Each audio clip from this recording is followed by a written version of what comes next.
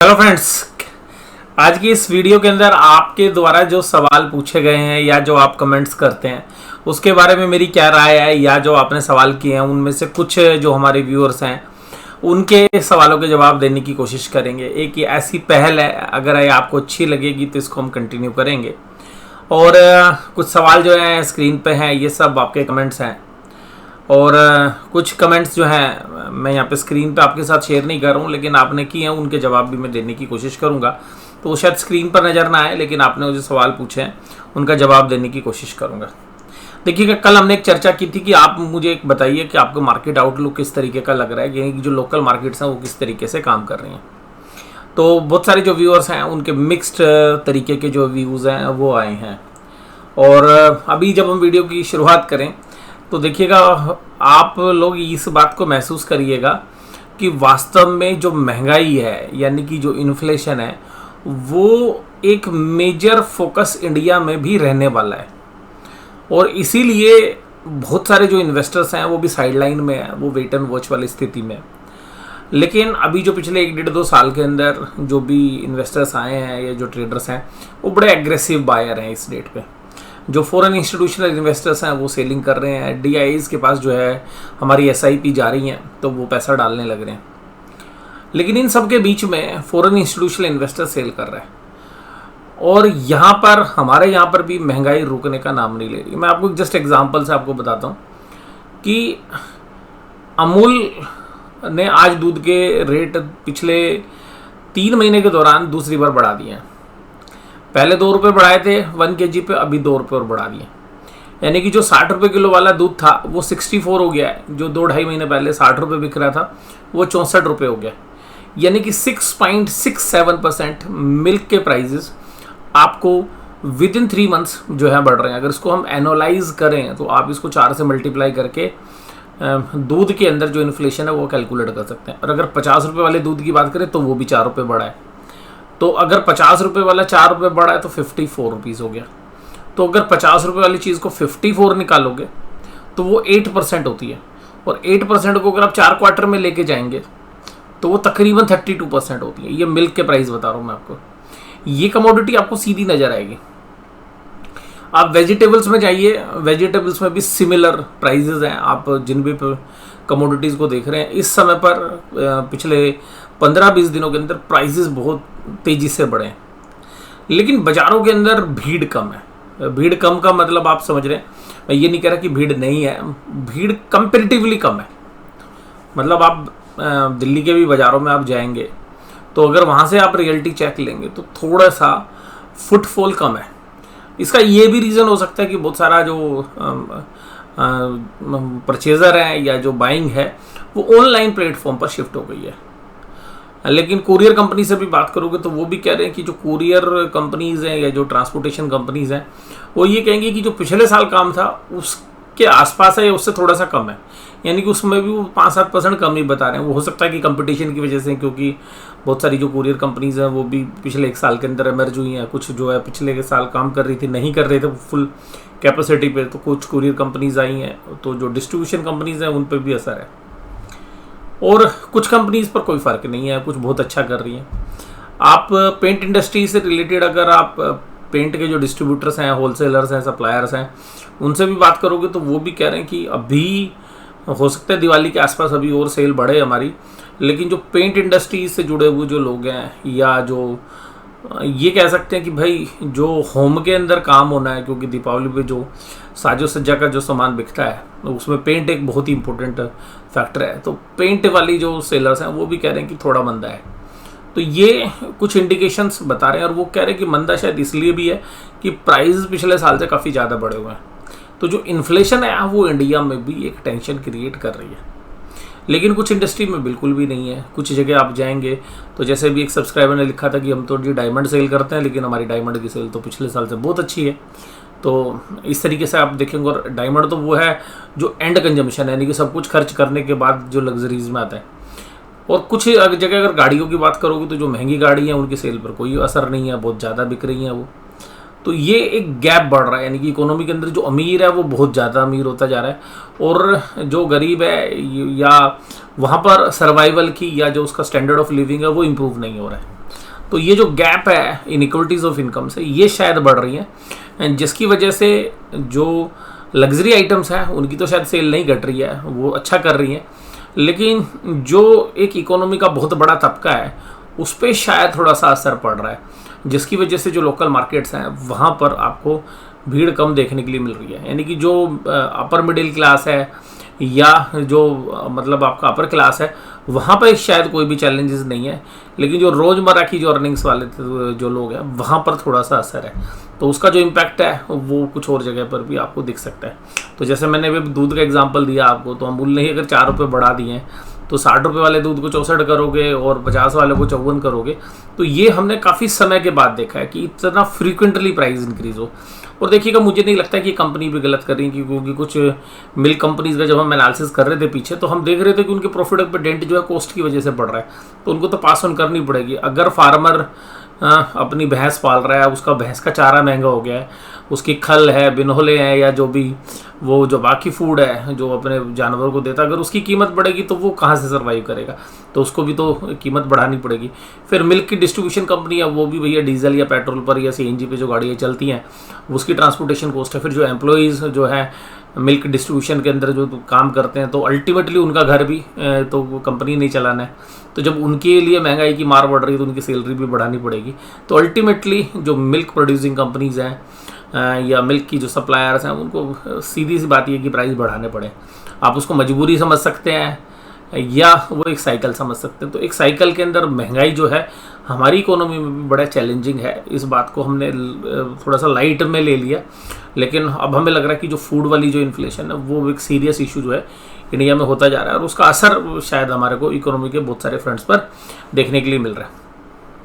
आप देखिएगा, आपके सवालों के जवाबों की चर्चा करते हैं। तो नीलेश खंडेलवाल जी ने जो है सवाल किया है कि सर पहले 1 pair of footwear was okay, लोग पहले एक जोड़ी जूता रखते थे, लेकिन अब देखिएगा मैच मिलाते हैं भाई, जो शर्ट है या जो लड़कियां हैं जिस तरीके के कपड़े पहनती तो वो जूते भी मिलाती हैं, लड़के भी अपने जूते उसी के हिसाब से मिलाते हैं, तो ज़्यादा कंजम्पशन है।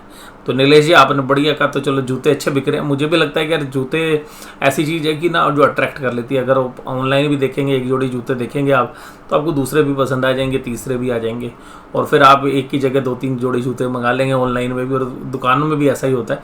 तो मैं आपकी बात तक काफ़ी हद तक सहमत हूँ, बट ये बहुत सारा अभी हमारी इकोनॉमी का ऐसा तबका जो अभी एक जोड़ी जूते के लिए स्ट्रगल कर रहा है।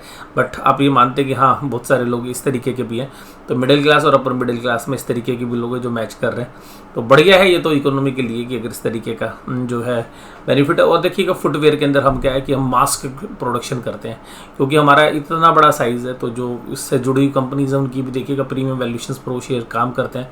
इसी तरीके से लिबर्टी शूज़ के शेयर्स में आपने अच्छा जंप देखा पीछे। कैंपस का IPO के बाद भी अच्छी जो है प्राइसिंग हुई, अच्छा प्राइस मूवमेंट हुआ। इसके अलावा देखिएगा रिलैक्सो प्रीमियम वैल्यूएशंस पर चलता है, और बाटा को भी देखिएगा अच्छी वैल्यूएशंस मिलती है। तो ये एक ऐसी मार्केट है जहाँ पर कि डिमांड कभी ख़त्म नहीं होने वाली, बेसिक नीड्स की चीज़ें हैं। और फिर अगर आप देखेंगे तो महंगे प्रोडक्ट्स के अंदर भी जो है अच्छा है। और देखिएगा जहाँ पे अच्छी कंपनीज़ हैं जो 10-12 हज़ार के जूते बेच रही हैं, नाइकी है, एडिडास है या एसिक्स है, तो इस तरीके की जो कंपनीज़ हैं वो भी जो है अच्छा सेल कर रही हैं। ऐसा नहीं है कि वहाँ पर कोई दिक्कत है, बट वो ग्रोथ नहीं है मिसिंग। मैं ये कह रहा हूँ कि जैसा पिछले साल कर रहे थे वैसे ही अगर आप कर रहे हो तो भी एक फैक्टर मिस होता है, दैट इज़ ग्रोथ। फिर रविंद्र सांगवान जी कहते हैं सर हम तो एग्रीकल्चर से जुड़े हुए हैं, हमारे को क्या पता। भाई साहब, आपको सबसे ज़्यादा पता, जो एग्रीकल्चर के अंदर है ना, उसको सबसे पहले पता होता है कि भाई क्या हालत है। उसका बीज महंगा हो जाता है, उसकी फसल के सही रेट नहीं मिलते। अगर जनरली क्या होता है फार्मर्स के अंदर, जो ट्रेडिशनली लैंड ओनर्स हैं, वो क्या करते हैं कि भाई जो फसल उगती है, फसल तैयार होती है तो अपना मकान बनाते हैं, ट्रैक्टर लेते हैं, या बच्चों की शादी करते हैं, या बच्चों की कहीं पढ़ाई करानी है तो उसके लिए इंतज़ाम करते हैं। तो आप तो देखिएगा सबसे पहले जो है इस चीज़ को समझते हैं। तो अगर हमारी रूरल इकोनॉमी अच्छा करेगी, जहाँ पे अच्छी फसलें होने की उम्मीद है हमारे को, लेकिन कुछ जो है एक एक्सटेंडेड रेन हुई, उसने थोड़ा सा प्रॉब्लम जो है ख़राब कर दी। तो रविंद्र जी, आपके सवाल का भी जो है के अंदर आपने कुछ नहीं कहा, लेकिन उसमें भी बहुत कुछ कह दिया आपने। नीलेश खंडेलवाल जी कह रहे हैं कि peoples are spending their earnings on unnecessary products and show off things. हाँ चलो, इकोनॉमी तो चल रही है, बात तो मैं मानता हूँ, लेकिन कुछ लोगों के पास नहीं है ज़रूरत की चीज़ें भी, वो भी है। तो वो जो ज़रूरत की चीज़ें वाले जो लोग हैं, जो बेसिक नीड्स के लिए स्ट्रगल कर रहे हैं, वो तबका भी जो है कोविड की जो सेकेंड वेव के बाद शायद ज़्यादा बढ़ा है उसमें। Liquor consumption and होटलिंग outdoor lunch dinner craze increase. हाँ, ये इंक्रीज़ होगा। और देखिएगा सोशल मीडिया का ज़माना है, अब जब इंस्टा पे, फेसबुक पे या बाकी सोशल मीडिया पे डालोगे कि जी मैं वहाँ घूमने के लिए गया, या मैं इस होटल में भाई एंजॉय कर रहा हूँ, इस रिजॉर्ट में एंजॉय कर रहा हूँ, मैं ये वाली मैंने गाड़ी ली है, तो अल्टीमेटली एक चैलेंज जो है उन देखने वाले लोगों के लिए भी आता है। तो वो भी अल्टीमेटली उस तरीके की जो चीज़ें हैं वो डायरेक्टली करने की कोशिश करते हैं। तो ये बढ़िया है, इकोनॉमी के लिए बढ़िया है। और वास्तव में ये चीज़ अगर कर्जा लेके भी करते हैं लोग, तो वो मुझे थोड़ा सा रिस्की लगता है। अगर आप अपनी अर्निंग्स में कर रहे हैं और आपकी फ्यूचर्स की जो सेविंग्स है उन पर इम्पैक्ट नहीं पड़ रहा, तो मानते हैं कि ठीक है। और भाई शराब पीने की आदत आपको पड़ गई तो भैया फिर तो वो शौक नहीं है, वो ज़रूरत है, और वो आपकी आदत बन जाती है, फिर आप कुछ नहीं कर सकते। तो वो आप कर्जा लेके भी करोगे। और अशोक यादव जी करते हैं working on auto sector less order from last 6 month. हाँ, अशोक यादव जी, ये बात है, अभी भी मेरी चर्चा हो रही थी, और कह रहे कि जो 6 महीने की बुकिंग थी वो 3 महीने की बुकिंग पे आ गई है। 2.5 महीने में भी गाड़ियाँ मिल रही हैं, जो कंपनियाँ 6 महीने में बुकिंग दे रही है। तो हालांकि बट डिमांड ठीक है। अभी मैंने बजाज ऑटो के भी रिजल्ट देख रहा था, क्योंकि कुछ व्यूअर्स कह रहे थे कि रिजल्ट बजाज का एनालिसिस कीजिए, तो अभी देखिएगा, हो सकता है कि मैं कोशिश करूँगा कि कल एनालिसिस करूँ। लेकिन बजाज ऑटो के अंदर भी एक चीज़ है कि जो परफॉर्मेंस है पिछले सितंबर से इस सितंबर में, परफॉर्मेंस, प्रॉफिट तो देखिएगा टोटल घटा है बजाज का, लेकिन उसमें एक अदर इनकम का कंपोनेंट था बजाज ऑटो के अंदर। लेकिन कुल मिलाकर एक चीज़ थी कि ग्रोथ मिसिंग थी। ग्रोथ नहीं है तो देखिएगा वो इकोनॉमी के लिए अच्छा नहीं होता, शेयर बाजार के लिए भी अच्छा नहीं। तो ग्रोथ तो मिसिंग थी बजाज ऑटो के अंदर भी।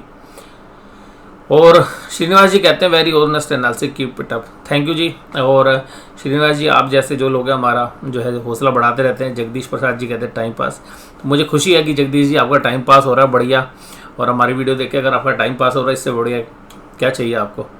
और टाइम पास करने भी जो है आज की डेट में जिन लोगों के पास समय है उनके लिए तो बहुत बड़ी चीज़ है, और जिनके पास समय नहीं है वो ये कहते हैं भाई टाइम ही नहीं है। तो आपका टाइम पास हो रहा है जगदीश जी, इसकी बात की भी हमें खुशी है। इमरान शेख जी कहते हैं आई थिंक आपका एनालिसिस परफेक्ट था, गैप अप होने के बावजूद भी रेड कैंडल बनी। ठीक है इमरान जी, ये बात आप समझ सकते हैं। बहुत सारे व्यूअर कह रहे थे कि सर अगर डाउ जोन्स का रुख बदल गया तो क्या आप डाउ जोन्स देख के एनालिसिस करते हो? नहीं, देखिएगा बहुत सारे फैक्टर्स होते हैं। जब हम कोई भी डेली एनालिसिस करते हैं तो बहुत सारे फैक्टर्स होते हैं, उसमें से डाउ जोन्स भी एक है। देखिए कि डाउ जोन्स की 200, 250, 300 पॉइंट की मूवमेंट होती है ना, कोई फ़र्क नहीं पड़ता। लेकिन अगर एक जो है बिल्कुल ही चेंज हो जाए और एक बहुत बड़ा मूव हो जाए, डाउ जोन्स पहले 600-700 पॉइंट माइनस जाता है और उसके बाद 1000 पॉइंट ऊपर चलता है, यानी कि 1700 पॉइंट के आसपास का मूव निचले लेवल से करता है। और आप माने ना माने भाई, डाउ जोन्स से असर तो बाजार के सेंटीमेंट में पड़ता है। फंडामेंटल कुछ नहीं पड़ रहा, बट सेंटीमेंट तो चेंज होता है। तो इसलिए अगर वो 200-300 पॉइंट है, या जहाँ पे, क्योंकि जब मैंने वीडियो रिकॉर्ड की थी तो फ्लैट आ गया था, यानी कि 600 से ऊपर आ गया था, तो मैंने उसको जो है कंसिडर नहीं किया था। लेकिन उसके बाद अगर 1200 पॉइंट और चढ़ जाता है जहाँ पर हमने वीडियो शेयर की थी, तो यार फ़र्क तो पड़ता है। तो जब भी हमने लिखा था कि भाई हाँ, ये जो चीज़ है जो हमने आपके साथ डिस्कस की वो गलत हो गई, और हमने मान भी ली वो, और उस दिन थोड़ा सा जल्दी एनालिसिस हमने किया। तो वो सारी चीज़ों का कम्बिनेशन होता है। मैं बहुत सारी चीज़ें देखता हूँ जब एनालिसिस करता हूँ। मैं आपको बता भी देता हूँ मैं किन किन चीज़ों को कंसिडर करता हूँ। मैं क्रिप्टो करेंसीज के भाव देखता हूँ, मैं डॉलर इंडेक्स को देखता हूँ, मैं बॉन्ड यील्ड को देखता हूँ, मैं क्रूड ऑयल के प्राइस को देखता हूँ, गोल्ड के प्राइस में, बाकी कमोडिटीज़ के प्राइस में क्या ट्रेंड है। उसके अलावा एशियन मार्केट्स के जो फ्यूचर्स हैं, स्टॉक फ्यूचर्स, वो कैसे काम कर रहे हैं, ब्राज़ील का मार्केट कैसे काम कर रहा है, आज दिन भर बाकी मार्केट्स ने कैसे काम किया। इसके अलावा पूरे जो है जियोपॉलिटिकल किस तरीके की चीज़ें घटित हुई, उसके बाद चार्ट ने किस तरीके का पैटर्न दिया, बाजार में ओपन इंटरेस्ट किस तरीके का बदला। उन सब के बावजूद मैं आपके साथ इन सब चीज़ों के कम्बिनेशन से एक एनालिसिस आपके साथ शेयर करने की कोशिश करता हूँ। तो बहुत सारे व्यूअर कह रहे थे कि जिस क्या साल खाली डाउ जोन्स से चेंज हो गया। भाई डाउ जोन्स से चेंज नहीं हुआ, बट डाउ जोन्स में इतना बड़ा मूव आएगा तो यार चेंज तो बनता है। हाँ जी। और एक व्यूअर ने लिखा था कि सर आपने तो आज शक्ल नहीं दिखाई।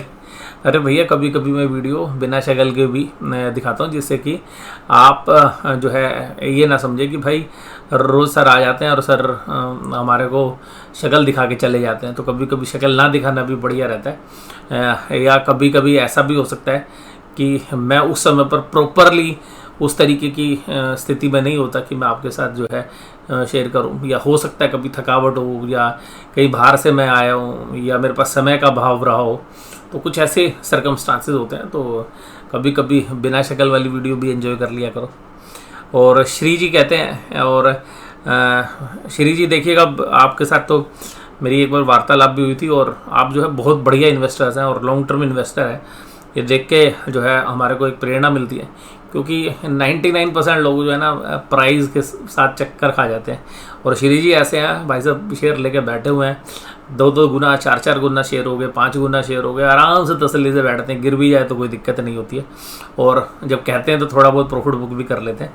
बट जो है श्री जी, आपका जो है मतलब अपडेट भी बहुत अच्छा रहता है, आपके सवाल से भी अच्छे रहते हैं, और आपने कहा कि वो टेक्सटाइल में काम करते हैं, क्योंकि मेरी पहले बात हुई थी आपसे फ़ोन पे मेरे ख्याल से 1-1.5 साल पहले, तो आपने अपना बताया था वो जो टेक्सटाइल का जो बिज़नेस है, तो उस टेक्सटाइल के बिज़नेस में कहते हैं कि 50% डिमांड है। तो आप देखिएगा टेक्सटाइल के अंदर अगर 50% डिमांड है, तो ये लेबर इंटेंसिव बिज़नेस है, तो इकोनॉमी के ऊपर असर तो करता है। तो यहाँ से थोड़े से ख़राब जो है आउटलुक आ रहा है, बट ये भी हो सकता है कि कुछ एरियाज़ में असर हो, कुछ एरिया में कम हो, कुछ जगह ज़्यादा हो।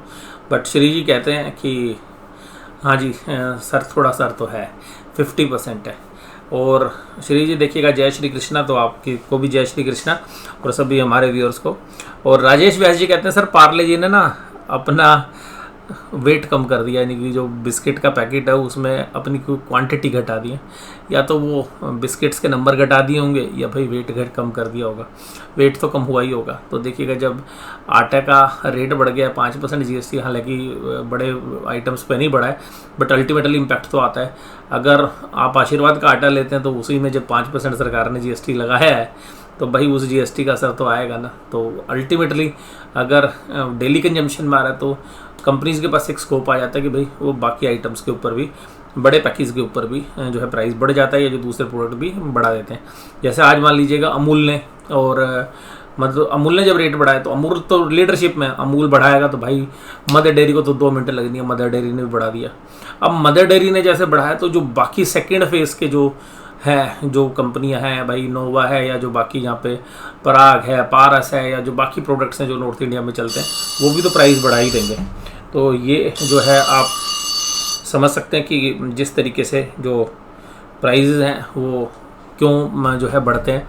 तो जो दूसरे फेस के जो प्रोड्यूसर हैं वो भी रेट बढ़ा देते हैं। तो वो तो फिर लाजमी है कि अगर आशीर्वाद का या जो बाकी जो व्हीट फ्लोर बनाने वाली कंपनी से उनके प्राइस बढ़ रहे, तो बाकियों के भी बढ़ेंगे ही।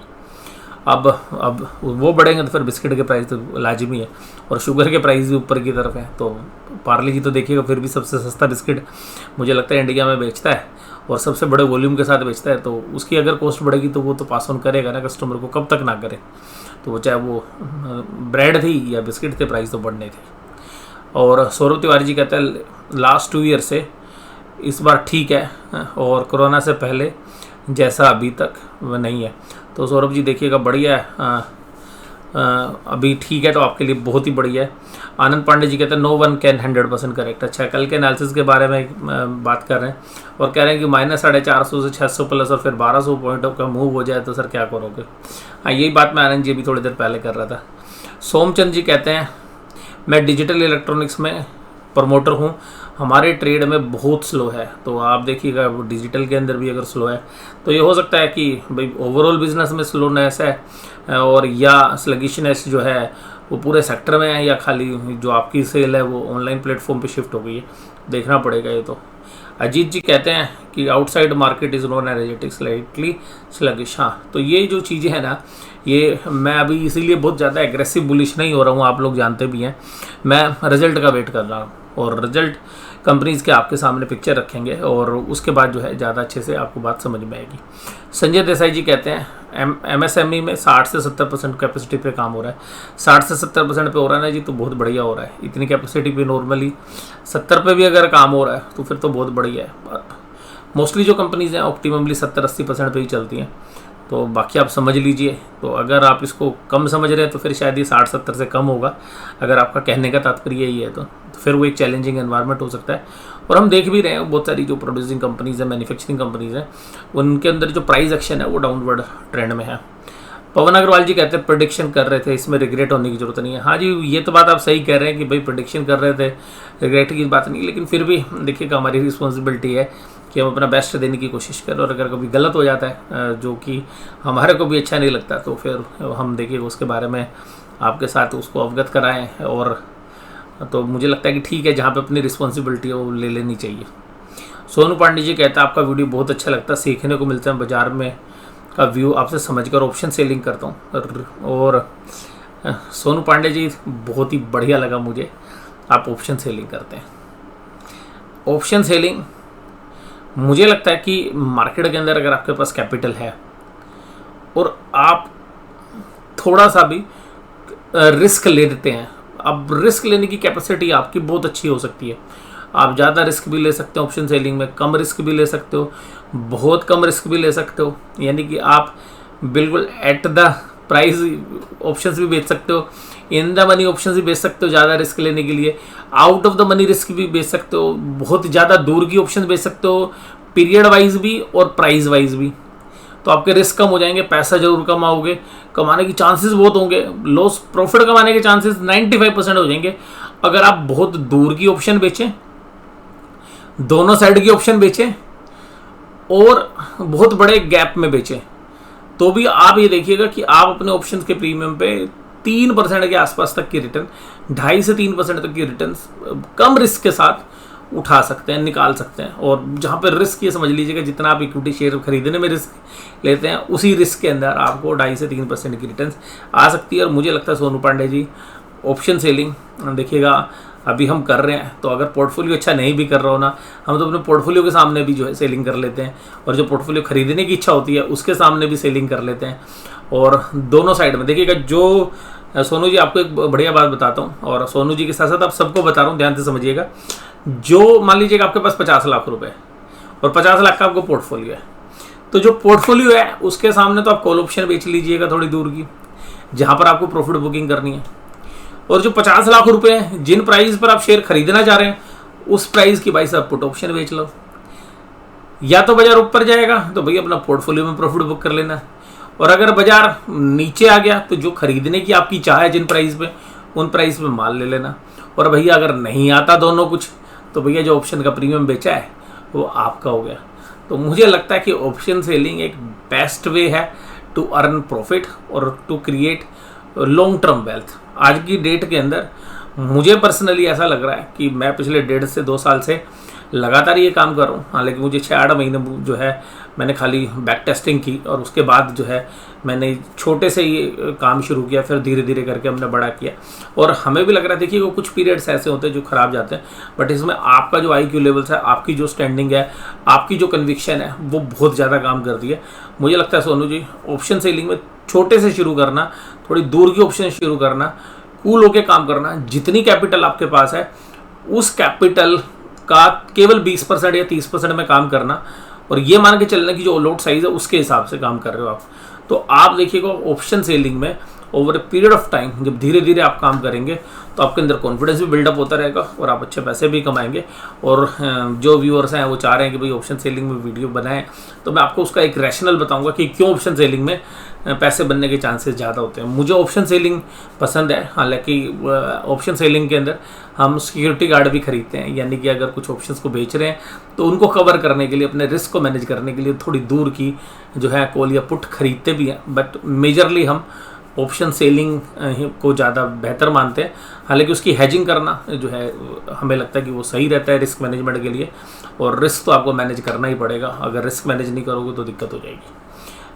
महेश दुबे जी कहते हैं स्लो डिमांड है कुछ लास्ट ईयर के कंपेरिजन में। ठीक है जी, मुझे भी लग रहा है थोड़ी सी डिमांड में तो। और सौरभ जी कहते हैं मुझे लगता है कि कोविड के बाद मार्केट बहुत ज़्यादा इंक्रीज़ हो गया था, बहुत ज़्यादा लिक्विडिटी आ गई थी, हाई वैल्यूएशंस हो गए थे, FII सेलिंग कर रहे हैं। मुझे भी लगता है ये सब कुछ। और रशिया न्यूक्लियर वार की तैयारी कर सकता है, ऐसा रिस्क भी है। बट मुझे लगता है रशिया शायद ऐसा नहीं करेगा, इतना एक रिस्पॉन्सिबल कंट्री है और वो उसके कुछ अलग पर्पज़ थे यूक्रेन के साथ, तो कभी कभी डराने वाली स्ट्रेटेजी होती है। हाँ, बट एनवायरनमेंट अभी इन्वेस्टमेंट के हिसाब से तो थोड़ा बढ़िया नहीं है, क्योंकि ऊँट किस करवट बैठेगा वो इस रिजल्ट में आपके सामने आ जाएगा। और रिजल्ट के बाद एक साइजेबल करेक्शन हो जाए, और देखिएगा अभी जितने पिछले 1.5-2 साल में जो लोग आए हैं वो शायद मार्केट में नए भी हैं, और मतलब आप ये कह सकते हैं कि वो अधूरे ज्ञान के साथ आए और उन्होंने कोई भी मार्केट में कोई बहुत बड़ी करेक्शन नहीं देखी है। तो बाज़ार कभी कभी जो है ऐसी करेक्शन दिखा देता है।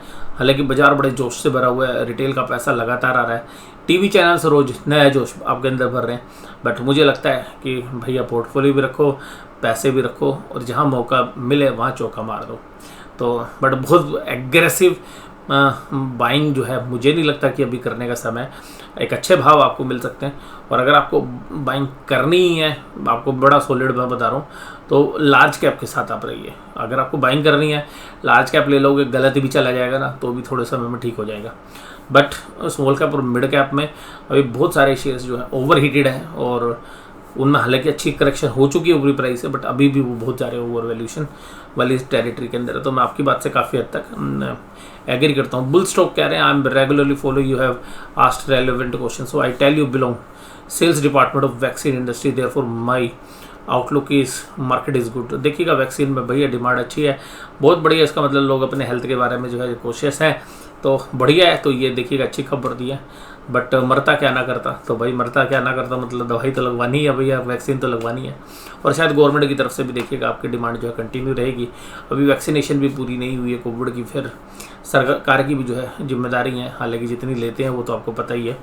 और कमलशील महेश्वरी जी कहते हैं, last week I found very negative footfall in the Domino outlet in Hyderabad में डोमिनो में 2 हफ्तों में कम लोग आ रहे हैं, delivery boys are sitting ideal. तो लोग बैठे हुए हैं, मतलब डिलीवरी बॉयज़ के पास भी काम नहीं है, वो भी खाली बैठे हुए हैं। I have to wait for some times portable. और कभी हमारे को 2 हफ्ते पहले देखिएगा हमें ही इंतज़ार करना पड़ता है, टेबल मिलेगी तब पिज़्ज़ा खाएंगे। तो कमलशील जी बात आपकी बिल्कुल ठीक है, और महेश्वरी जी की बात को थोड़ा सीरियसली लेना। ये एक सीधा इंडिकेशन दे रहा है कि पिछले 2 हफ्तों के अंदर लोगों को महसूस हो रहा है कि भाई बाइंग किस तरीके की है। तो थोड़ा सा ये एक चिंता का विषय है। और मेरी भी कल जो है कुछ लोगों से बात हुई, तो वो भी बता रहे थे कि भाई आप जो है पहले हल्दीराम में अगर दिल्ली के अंदर जा रहे थे या गुड़गांव में जा रहे थे, गुड़गांव मतलब अब गुरुग्राम हो गया, तो यहाँ पर जो फुटफॉल था वो हल्दीराम में भी कम है, और वो वीकेंड के अंदर भी है, और जब फ्राइडे के अंदर जनरली सैटरडे में संडे में जो फुटफॉल होता है वो थोड़ा सा रिड्यूस हो रखा है। तो ये भी एक चैलेंजिंग हमें लग रहा है कि ये न केवल हैदराबाद में, दिल्ली में भी, और ये एक इंडिकेशन होता है कि भाई लोग पैसा कहाँ खर्च कर रहे हैं। लेकिन वहीं पर अगर आप दूसरी तरफ देखेंगे तो जो थोड़ा सा स्मॉल टिकट साइज़ है, जैसे बर्गर किंग है या बाकी जगह, वहाँ पर फिर भी जहाँ पे 500 रुपये में खर्चा होना है वहाँ पर लोग अवॉइड करके 150-200 रुपये में काम चला रहे हैं। ये हमें देखने के लिए मिला है, और ये हमें आउटलुक भी मिला है। और किंजल पटेल जी कहते हैं, make the video about the Dev plastic industry limited. देखिएगा मैं किंजल जी देखूंगा अभी, लेकिन मैं मानता हूँ कि यार ऐसी छोटी मोटी कंपनी से भी थोड़ा सा दूर रहिए आप, लेकिन फिर भी मैं देख के बताता हूँ आपको कि किस तरीके की कंपनी है। अशोक यादव जी करते हैं, sir please start 1 alpha membership for option trading. Option trading के लिए भी करेंगे, पहले आपको समझाएंगे, सिखाएंगे, कुछ चीज़ें रियलिटी बताएंगे। देखिए मैं बता दूं ये वाली स्ट्रेटेजी ले लो, ये कर लो, लेकिन पहले आप उसका रैशनल समझो यार, ऑप्शन सेलिंग करनी है या ऑप्शन बाइंग करनी है। देखिए मैं मानता हूँ भाई ऑप्शन सेलिंग, मुझे क्यों ऑप्शन सेलिंग अच्छी लगती है, ये आपको एक सिंपल सी बात बता रहा हूँ। आप कैसीनो में जाओगे तो कैसीनो में 2 तरीके के लोग हैं, 2000, 5000, 10,000 हैं, 20,000 है, लाख रुपए है, भैया कैसीनो खेल के आ जाओ। और कैसीनो चलाना है, कैसीनो का मालिक बनना है, तो भाई उसमें तो मोटे पैसे लगेंगे, करोड़ भी लग जाएं, 2 करोड़ भी लग जाएं, और सरकार के नुमाइंदे उनको भी खुश करना है, पुलिस को भी खुश करना है, तो अच्छा पैसा लगता है। बट लॉन्गर पीरियड में कैसीनो में खेलने वाला पैसा बनाता है या कैसीनो का ओनर पैसा बनाता है, ये आप बताइए। कैसीनो में लोग जीत के भी आते हैं, ऐसी बात नहीं है, बट ज़्यादातर केसेस में कैसीनो का जो ओनर है वही पैसे बनाता है। अल्टीमेटली लॉन्ग टर्म में ऑप्शन सेलर ही पैसे बनाता है, हालांकि उसमें कैपिटल बहुत ज़्यादा चाहिए। और लोग कहते हैं अनलिमिटेड रिस्क है, यार अनलिमिटेड रिस्क तो हर चीज़ में है। शेयर खरीद लेते हैं, वो भी तो यार 50%, 60%, 100% भी गिर जाते हैं। बहुत सारे शेयर डीलिस्ट हो गए, DHFL ख़त्म ही हो गया, आप देख लो यूनिटेक का शेयर कहाँ आ गया, JP एसोसिएट्स कहाँ आ गया, मतलब 90% शेयर गिर गए। इसी तरीके से बहुत सारे शेयर्स हैं जो आपको, येस बैंक देख लीजिएगा, मतलब 90% शेयर्स के प्राइस फॉल हो गए, तो वहाँ पर भी तो अनलिमिटेड रिस्क है। लेकिन टीवी चैनल्स या मीडिया में आपको हमेशा ट्राई आता है option selling is a product, ऐसा प्रोडक्ट है भाई, ऐसा प्रोडक्ट है। और फिर आगे जो बात बोलते हैं ना कि भाई साहब अनलिमिटेड रिस्क है, यार अनलिमिटेड रिस्क तो फ्यूचर में भी, फ्यूचर शॉर्ट मार दो उसमें भी अनलिमिटेड रिस्क है, बाय कर लोगे उसमें भी अनलिमिटेड रिस्क है, तो फिर ऑप्शन सेलिंग में अनलिमिटेड रिस्क है, तो फिर वो क्या है, अनलिमिटेड क्या है। उस ऑप्शन सेलिंग में तो एक सबसे खास बात आपको टाइम वैल्यू मनी तो आ ही रही है, और सबसे खास बात आप दूर की बेच सकते हो, आप अपने रिस्क के हिसाब से ऑप्शंस को सेल कर सकते हो। तो मुझे पर्सनली लगता है कि option selling is a better choice. और जीवन सिंह जी कह रहे हैं गुरु जी को प्रणाम। जीवन सिंह जी आपके प्रणाम जो है सर आंखों पर, और आपके सेम सेंटेंस जो है मुझे मिलते हैं, और ये जो आपका एक जो है हमारी तरफ जो प्यार है और रेगुलर बेसिस पर हर वीडियो में मिलते हैं, तो मुझे बड़ी खुशी है। और जीवन जी आपका जो सहयोग है, आपके रेगुलर बेसिस पे कमेंट आते हैं, उसके लिए थैंक यू वेरी मच। और सिमिलर व्यू में इमरान जी जो है आपके भी रेगुलर बेसिस पे हमारे को मैसेज मिलते हैं। और मैंने मार्केट के रंग में अप डाउन कर रखा है, क्या शॉर्ट टाइम के लिए ब्रेक अप देगा या ब्रेक डाउन? देखिएगा इमरान शेख जी, ये ना ज़्यादातर टेक्निकल्स पे ना, टेक्निकल एक पार्ट है एक ट्रेडिंग का, लेकिन आप खाली ये समझोगे कि यार चार्ट पे सब कुछ होगा ना, बहुत सारे ब्रेकअप फेल होते हैं, बहुत सारे ब्रेक डाउन फेल होते हैं। बाजार मुझे लगता है कि बहुत सारी चीज़ों का कम्बिनेशन है, उसमें साइकोलॉजी भी एक बहुत इंपॉर्टेंट है। तो यार ये टीवी के चक्कर में ना या बाकी मीडिया में यार ब्रेकअप हो गया, ब्रेक डाउन हो गया, उससे ज़्यादा मैं आपको एक बढ़िया बात बताता हूँ, यार सस्ता मिले ना खरीद लो, महंगा मिले बेच दो, ठीक है। और एक साथ सारा मत बेचो, एक साथ सारा मत खरीदो, आप भैया प्रॉफिट में रहोगे। आपने ऑप्शन भी बेचनी है ना भाई साहब, मान लो आपको 50 ऑप्शन बेचने की कैपेसिटी, आप 5 बेचो, आपके अगेंस्ट जा रही है, 5 और बेच लो उसी डायरेक्शन में, 5 और बेच लो उसके नीचे। बस पेशेंस होना चाहिए, धैर्य होना चाहिए। बाजार गिरा है ना तो उठेगा जरूर, और बाजार ऊपर बहुत चला गया तो गिरेगा जरूर, लेकिन बात यह है कि पूरी कैपेसिटी के साथ एक साथ मत खेलो। और सबसे खास बात है ऑप्शन सेलिंग में, तो अगर मान लीजिएगा आपने 15 लोट पुट के बेच दिए और वो सब अगेंस्ट में चले गए, तो 5 कॉल भी बेच दो ना यार थोड़ी दूर की, तो आप दोनों साइड खेल सकते हो ऑप्शन सेलिंग में, ये सबसे खास बात है। और रिस्क को बड़े अच्छे से मैनेज किया जा सकता है। तो मुझे लगता है कि best way to earn profit is option selling. और शेयर बाजार में जो लॉन्ग टर्म है वो ही अभी आज की डेट में पैसे कमा के दे रहा है। शॉर्ट टर्म ट्रेडिंग करोगे अभी पैसा कमाना बहुत मुश्किल है आज की हालात में जिस तरीके से है, बट अच्छे शेयर्स अच्छे भाव में लेकर रखोगे, मल्टीफोल्ड रिटर्न्स की बहुत अच्छी संभावना आपको अगले 2-3 साल में बनेगी। बहुत सारे शेयर्स आपको 2-2, 3-3, 4-4, 5-5 गुना होते हुए नजर आएंगे।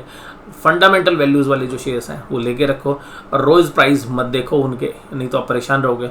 मैं भी बिल्कुल आपकी तरह सोचता हूँ। देखिएगा मेरा जो फंडा है वो बिल्कुल लॉन्ग टर्म वाला है, कुछ मैं स्विंग ट्रेड भी लेता हूँ, और मैं सबसे ज़्यादा जो रोज़मर्रा में जो पैसे बनने चाहिए वो मुझे लगता है कि ऑप्शन सेलिंग से बन रहे हैं। और ऑप्शन सेलिंग एक बेटर टूल है। आप कहेंगे सर आज ऑप्शन सेलिंग की बात कर रहे हैं, नहीं देखिए आपके सवाल आए थे तो उससे रिलेट मैं करने की कोशिश कर रहा हूँ। और इस एनवायरनमेंट में जिस तरीके से बाजार दोनों साइड चल रहा है, और दोनों साइड की मतलब आप ऑप्शंस को अगर अच्छे से प्ले करना जानते हैं, अगर आप रिस्क को मैनेज करना जानते हो, तो ऑप्शन सेलिंग जो है आज की डेट में बेटर चॉइस है। और आप मत खेलिए ना हफ्ते की मत खेलिए, आप महीने की ऑप्शन में ट्रेड कर लीजिए, या इस हफ्ता छोड़ के अगले हफ्ते में काम कर लो, तो आप बड़े अच्छे से मैनेज कर पाओगे। जब बिल्कुल नज़दीक आ जाती है ना ऑप्शंस के पीरियड, तब थोड़ा सा आपको मैनेज करने में दिक्कत हो सकती है, बट दूर की ऑप्शन में पैसा बनता है। बहुत बहुत धन्यवाद एक्सपायरी व्यू वाले वीडियो के लिए। सर इस वाले सेक्शन को पेड मत करना, बिल्कुल नहीं करेंगे जी। सौरभ जी आप बिल्कुल चिंता ना करें, ये सेक्शन पेड नहीं करेंगे।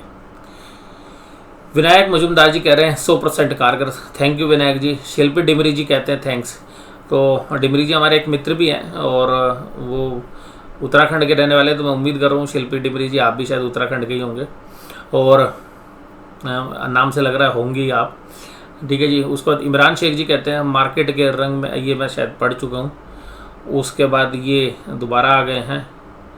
और जीवन सिंह जी गुरुड़ जी प्रणाम, आपका प्रणाम सर आपको पे, आप अच्छे से बात करते हो। संजीव जुना जी ये कह रहे हैं जी थैंक यू जी, आपके साथ ऐसे ही अच्छे से बात करता रहूँ, भगवान से मैं यही कामना करता हूँ। दिल्ली बिल्ली जी की तरफ से thanks Ravindra ji for sharing your view. देखिए जी व्यू तो हम शेयर करते ही रहेंगे। Sir please start 1 alpha membership for option trading. करेंगे, स्टार्ट करेंगे ऑप्शन ट्रेडिंग। देखिए ऑप्शन ट्रेडिंग बड़ा रिस्की मामला है, तो मुझे भी ना बड़ा सोच समझ के, क्योंकि आप व्यूअर्स के ना पैसे नहीं बिगड़ने चाहिए। मेरा पर्पज़ यही है कि आपको ऐसे एजुकेट करूं कि आप जो है मैक्सिमम टू मैक्सिमम प्रॉफिट कमाएं और मिनिमम टू मिनिमम लॉस लें। और ट्रेडिंग में ये नहीं होता कि भाई लॉस नहीं होगा, ट्रेडिंग में लॉस तो होगा ही होगा साथ में, क्योंकि जब स्टॉप लॉस कटेंगे उस दिन तो लॉस होना है। अगर ट्रेडर बनना है तो लॉस लेने की आदत पहले डालनी पड़ेगी, तभी आप प्रॉफिट कमा पाओगे। आप ये सोचोगे अशोक जी कि खाली प्रॉफिट कमाना है, नहीं, ट्रेडिंग में पॉसिबल नहीं है। ट्रेडिंग में लॉस भी काटना पड़ता है। जब आप लॉस काटने की हिम्मत हो जाएगी तभी आप प्रॉफिट कमा सकते हैं। मेरा अपना व्यक्तिगत व्यू है। कभी जब ऑप्शन सेलिंग के बारे में चर्चा करेंगे तब आपके साथ डिटेल में वीडियो करेंगे। और 35 मिनट की वीडियो आज आपके साथ शेयर की है हमने, बट ये वीडियो आपको कैसी लगी जरूर से जरूर मुझे बताइए। ये इनिशिएटिव जो हमने लिया है, आपके जो व्यूज़ हैं, आप क्या सोचते हैं, आपने क्या लिखा हमारे कमेंट्स पे, वो सब हम शामिल करने की कोशिश करते हैं। और कुछ लोगों को देखिए वीडियो पसंद भी नहीं आती। कुछ लोगों ने कहा कि सर ये तो बिल्कुल व्यू गलत हो गया। हाँ, मैं मानता हूँ। और सर कुछ लोगों ने कहा डाउ जोन्स के बदलने से क्या हो, तो वो भी मैंने आपको बताया है, उसमें अपनी रिप्लाई दी है। आपको जितना जस्टिफाई लगे वो आप सही समझिएगा। और वीडियो देखने के धन्यवाद, थैंक यू वेरी मच।